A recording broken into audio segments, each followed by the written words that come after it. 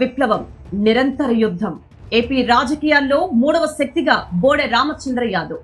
అధికార గణం మధ్య ఆత్మగౌరవ నినాదం. 4 రోజుల దీక్ష కాదది, కలకాలం పోరాటం. ఆంధ్రప్రదేశ్ రాజకీయాలు దశాబ్దాలుగా 2 ప్రధాన పార్టీల చుట్టూ, కొన్ని సామాజిక వర్గాల ఆధిపత్యం చుట్టూనే తిరుగుతున్నాయి. కానీ ఈ మూస ధోరణిని బద్దలు కొడుతూ నిశ్శబ్దంగా ఒక మహా విప్లవం పురుడు పోసుకుంటుంది. ఆ విప్లవానికి రూపం, గొంతుక బోడె రామచంద్ర యాదవ్. జులై 2023లో భారత చైతన్య యువజన పార్టీని స్థాపించినప్పటి నుంచి ఆయన వేస్తున్న ప్రతి అడుగు ఏపీ రాజకీయ ముఖ చిత్రాన్ని మార్చేలా ఉంది. సాధారణంగా కొత్త పార్టీలు అంటే భారీ సినీ గ్రామర్తోనో లేదా కోట్లాది గ్రామాల ప్రకటనలతోనో వస్తూ ఉంటాయి. కానీ రామచంద్ర యాదవ్ శైలి వేరు. ఆయన ఎంచుకున్న మార్గం సామాజిక చైతన్యం. గత ఎన్నికల్లో పుంగనూరు లాంటి ఉద్దండుల కోటలో నిలబడి గర్జించినప్పుడే బోడె రామచంద్ర యాదవ్ సంకల్పం ఏంటో రాష్ట్రానికి అర్థమైంది.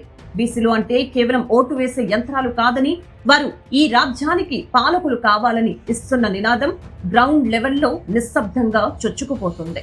అందుకే దీనిని రాజకీయ విశ్లేషకులు ఒక నిశ్శబ్ద విప్లవంగా అభివర్ణిస్తున్నారు. ఏ ఆర్భాటం లేకపోయినా అనగారిన వర్గాల గుండెల్లో ఒక బలమైన రాజకీయ ఆశను ఆయన రేకెత్తించారు. మంగళగిరి వేదికగా రామచంద్ర యాదవ్ చేపట్టిన బీసీ ధర్మ దీక్ష కేవలం ఒక నిరసన కార్యక్రమం కాదు, అది ప్రభుత్వాల నిర్లక్ష్యానికి వ్యతిరేకంగా ప్రకటించిన యుద్ధం.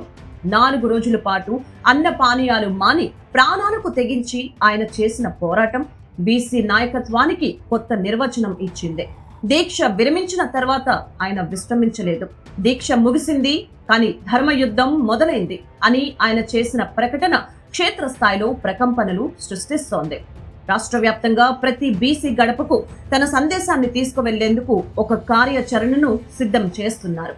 ఏపీలో ప్రస్తుతం 2 ప్రధాన కూటముల మధ్య పోరు సాగుతోంది. అయితే ఈ 2 కూటములకు ప్రత్యామ్నాయంగా బీసీ, ఎస్సీ, ఎస్టీ, మైనార్టీలను ఒకే తాటిపైకి తెస్తూ రామచంద్ర యాదవ్ ఒక 3వ శక్తిగా అవతరించారు.